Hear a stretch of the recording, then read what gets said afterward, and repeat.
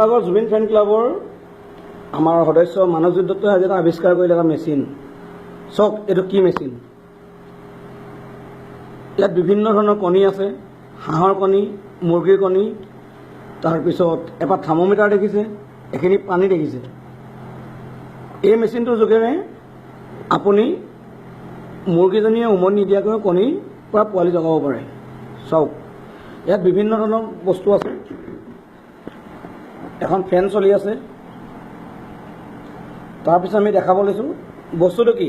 এইটো সামান্য এটা মাছৰ কাৰ্টুন, যিটো কাৰ্টুনত অন্ধ্ৰপ্ৰদেশ বা মাছবিলাক আহে, সেই কাৰ্টুনটো। এতিয়া চাওক এই কাৰ্টুনৰ ভিতৰত কি হৈছে। এয়া আজি এটা পোৱালি জগিছে কণী ফুটি। এই বস্তুটো কেনেকৈ উৎসাহ পালে, কেনেকৈ কৰিলে মানৱজিৎ দত্তই অলপ সবিশেষ ক'ব। এতিয়া মানৱ কোৱাচোন। যেটা একচুৱেলি ইউটিউবত এনেকুৱা ভিডিঅ' আছে, বহুত ভিডিঅ' আছে। বাহিৰত কিন্তু আমেৰিকান কাণ্ট্ৰিবোৰতো ইণ্ডিয়ানে তাহাঁতি প্ৰফেচনেলি কৰে গোটেই কামটো। হাঁহৰ পোৱালি হওক বা কুকুৰা পোৱালি হওক, মুৰ্গী তাত তাহাঁতিতো নিজৰ ঠাইখিনিৰ কাৰণে নিজেই যিমানখিনি প্ৰয়োজনীয় মাংস হওক বা কণী হওক প্ৰডাকশ্যন তাহাঁতি নিজে কৰিলে। তো তাহাঁতি ইনকুবেটৰ ইউজ কৰে। বহুত মানুহে গম পায় ইনকুবেটৰ কি হয় কি নহয়। অট'মেটিক ইনকুবেটৰ এটা মোৰ নিচিনা মানুহ এটা কিনিবলৈ অকাত নাই। কাৰণ কি হয়, এটা ইনকুবেটৰ ভাল ইনকুবেটৰ এটা অট'মেটিক কণীখিনি নিজে চেঞ্জ হোৱা তেনেকুৱা ধৰণৰ ইনকুবেটৰ কিনিবলৈ গ'লে এটা ইনকুবেটৰ ডেৰ লাখ 2 লাখ টকা আৰম্ভ খৰচ হৈ যায়। তো মোৰ এইখিনি কৰিব পৰা সক্ষমতা নাই। তো মই এবাৰ ভিডিঅ' চাই আছিলোঁ, দেখিলোঁ তাত তাহাঁতি ফাইবাৰ এনেকুৱা বক্স ইউজ কৰে আৰু বক্সটো কাটি মেলি এনেকৈ ধৰণৰ কণী তাহাঁতি তাত মই এটা বস্তু তাত চাই দিলোঁ, কিমান পৰিমাণৰ তাত একচুৱেলি উত্তাপ তাত প্ৰয়োজন এটা কণী এটা পোৱালি তাত গেইন হ'বৰ কাৰণে। তো তাত দেখিলোঁ 37.5 ডিগ্ৰী তাত চেলচিয়াছ লাগে। তো মই চিন্তা কৰিলোঁ আমাৰ ইয়াত এনেই পৰি থাকে, অন্ধ্ৰপ্ৰদেশৰ পৰা মাছ চাপ্লাই হয় এই কাৰ্টুনটো, যিহেতু বেলেগ বস্তু ইউজ কৰিবলৈ হ'লে বহুত খৰচ পৰি যাব। দেখিলোঁ 20 টকা দি কিনি আনিলোঁ মাছৰ বেপাৰীখিনিৰ ওচৰত থাকি কাৰ্টুন।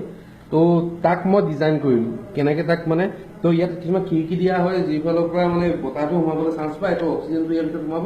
আৰু এটা আউটপুট এখন ফেন আছে। এই ফেনখন হ'ল আপোনাৰ এটা ডেস্কটপৰ কম্পিউটাৰ ডেস্কটপৰ যিটো SMPS হয়, যিটো SMPS বেয়া হোৱাৰ মাত্ৰ এটা কোনো ৰিপেয়াৰৰ কথা আহি নকয়, তাক ডাইৰেক্টলি এটা মেকানিকে দলি মাৰি পেলাই দিয়ে।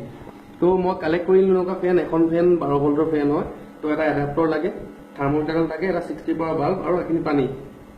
ইয়াৰ ভিতৰত মই তাত চাফিচিয়েণ্ট যিটো উত্তাপ লাগে সেইটো ইয়াত জাষ্ট ক্ৰিয়েট কৰিছোঁ। মই বেলেগ একো কৰা নাই। খালি কণীখিনি এটা কথা আছে, 3টা পিঠি কৰি ল'ব লাগিব, দাগ দি ল'ব লাগিব।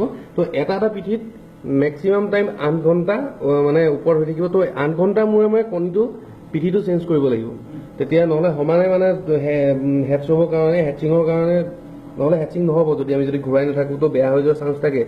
তো এনেকৈ ঘূৰাব লগা, তো তেনেকৈ গেইন হয়। আৰু কণীখিনি মই এতিয়া কৰি এটা উত্তৰ গম পাইছোঁ। তাত মই জানিবৰ কাৰণে কৈছোঁ, কোনোবাই কৰিব পাৰে।